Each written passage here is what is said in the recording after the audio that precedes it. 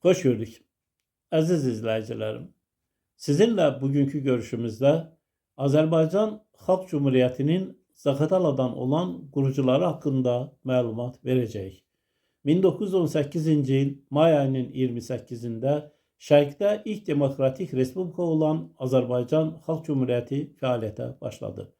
Azərbaycan Xalq Cumhuriyyəti 2 ilə yaxın bir müddətdə fəaliyyət göstərmişdir. Bu qısa müddətdə Azərbaycan Xalq Cumhuriyyəti əsrə bərabər inkişaf yolu keçmiş, əsrə bərabər xidmətlər göstərmişdir.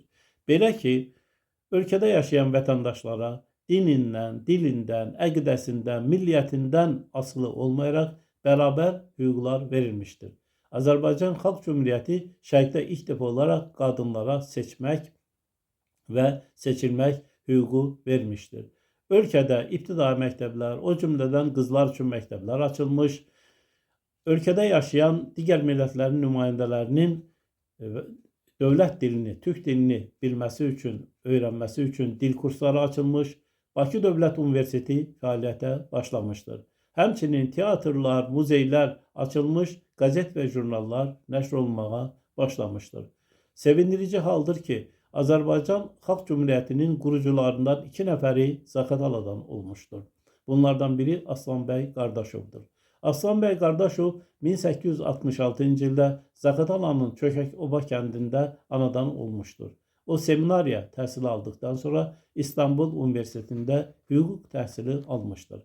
Aslanbəy Qardaşov Çar Rusiyası dövründə 2-ci Dövlət Dumasının deputatı olmuşdur. O, Cumhuriyyət dövründə Zaqafqaziya Seyminin, Milli Şuranın və parlamentin üzvü olmuşdur. Aslanbəy Qardaşov Əhrar Partiyasının yaradıcısıdır.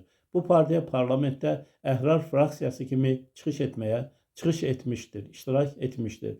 Əhrarçılar parlamentdə 8 saatlıq iş günü, torpağın kəndlərə verilməsi, əməyin mühafizəsi, qonşu dövlətlərlə dostluq münasibətlərinin yaradılması və digər məsələləri qaldırmışdır.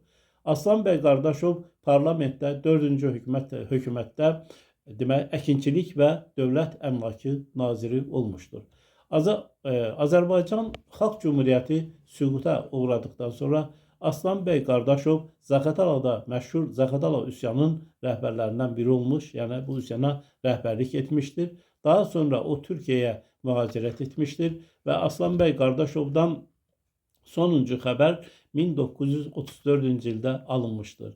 1934-cü ildə Aslanbəy Qardaşov Türkiyədən bacısı oğlu Ərəbiyə məktub göndərmişdir və bu məktubla yanaşı o bacısı oğluna bir şəkildə, fotoda göndərmişdir. Bu fotoda o Aslanbəy Qardaşov Türkiyədə evləndiyi 2-ci xanımı və eləcə də bir oğlu təsvir edilmişdir. Bu 1934-cü ildə göndərilmiş foto ilə sizi tanış edirik. Aslanbəy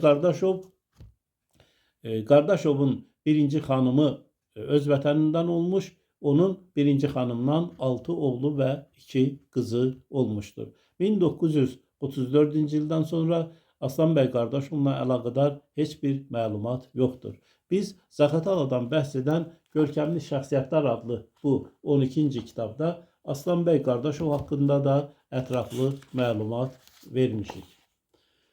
Azərbaycan Xalq Cumhuriyyətinin parlamentinin ikinci üzvlərindən biri, yəni Zaqataladan olan ikinci üzvü Kiçikxanlı Bayram Niyazi Hacızadə olmuşdur.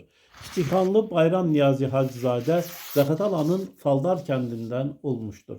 O, Orenburg seminariyasını bitirdikdən sonra Bakıya qayıtmış, Bakıda Rus dili müəllimi kimi fəaliyyət göstərmişdir. Bakıdakı coşqun İnqilabi mühit, şərait onu öz ağuşuna almış, inqilabi hərəkata qoşulmuşdur. O, Azərbaycan Xalq Cumhuriyyəti dövründə parlamentin üzvü və katibi olmuşdur.